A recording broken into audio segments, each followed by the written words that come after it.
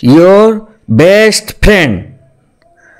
The proverb says, a friend in need is a friend indeed.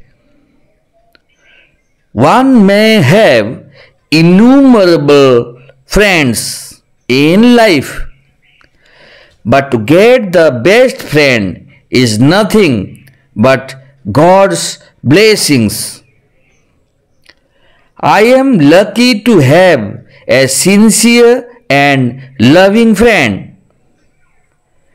He is Sanjay Das. He is of my age.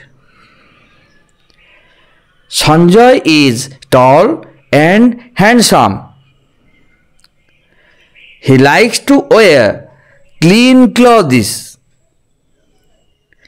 He gets up early in the morning, goes for a morning walk, and maintains a routine life. Sanjay belongs to my locality. We read in the same class. He comes of a very respectable family. He is very intelligent but never proud.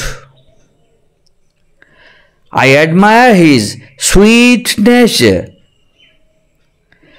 He is very punctual in attending school. He stands first in the annual examination. He helps me solving critical problems. Sanjay is also a good cricket player. Sanjay is a boy of high moral character. I enjoy his company. May our friendship continue forever.